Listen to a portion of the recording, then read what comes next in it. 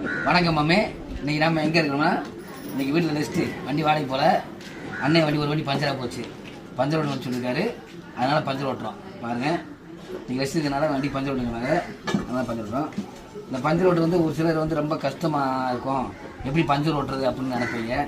பாருங்க, பஞ்சர் ஒட்டுறது, வண்டியில் மாட்டுறது எல்லாமே ஈஸி. இந்த பொருளை நம்ம வீட்டிலேயே வாங்கி வச்சு அழகாக பஞ்சர் ஓட்டினா இது பண்ணலாம். ஏன்னா பஞ்சர் ஓட்டுறது ரொம்ப ரொம்ப ஈஸி. இந்த டீப்பை மட்டும் நல்லா எதையும் அவுத்தாச்சு. அவுத்துட்டு மாட்டும் போது யோசனை வச்சு சரி நம்ம வீடியோ போடலாம். பாருங்க, இந்த வந்து டீப்பை போது நல்லா உள்ள இந்த மவுத்தை மட்டும் நல்லா எடுத்து விட்டு இந்த பாருங்க அழகாக சூப்பராக செட் பண்ணியாச்சா. செட் பண்ண பிறகு அடுத்து வந்து அழகாக மாட்டணும். அதாவது இந்த ஸ்பானர் வச்சு மாட்டலாம், திறமை இருந்தால் கையிலேயே மாட்டலாம். இது ஸ்பானர் எல்லாமே மாட்டலாம். மறுபடியும் அங்கே போயிரு, அங்கே போயிரு.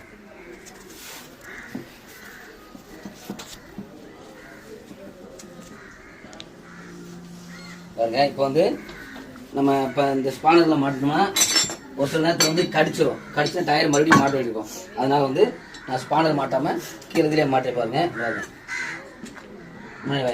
தம்பி இந்த பாருங்க உள்ளே போதா.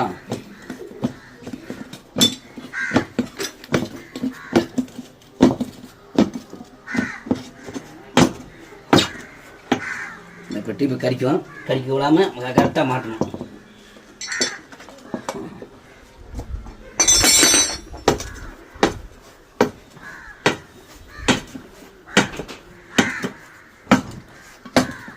ஃபினிஷிங் வந்து கரெக்டாக இருக்கணும், அப்போ தான் அதை மாட்ட முடியும்.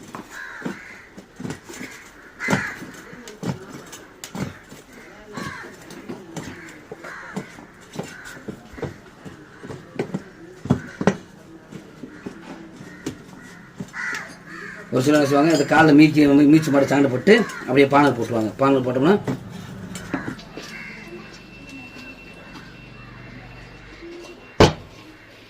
இந்த காலையை மாட்டியாச்சு. மாட்டினா பிறகு இந்த மவுத்தை வந்து லூஸ் பண்ணிக்கணும்.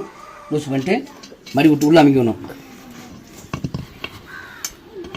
இப்படி உள்ளே போய் மடி வெளியே வந்தால் மட்டும்தான் நம்ம மவுத்து நல்லா மாட்டிருக்கோன்னு அர்த்தம். இப்படி ஏர் அடிக்கும்போது இந்த ஃபினிஷிங் வந்து சரிங்க, இந்த ஃபினிஷிங் வந்து கரெக்டாக இருக்கணும். எல்லா பக்கமும் கரெக்டாக இருந்தால் மட்டும்தான் நம்ம டயர் நல்லா செட் ஆகிருக்குன்னு அர்த்தம். அப்படின்னா செட் ஆகலைன்னு அர்த்தம். இந்த பாருங்க, இருக்கும்போது எல்லாம் கரெக்டாக செட் ஆகிருச்சுன்னா நமக்கு செட் ஆகிருக்கு அப்படின்னு அர்த்தம்.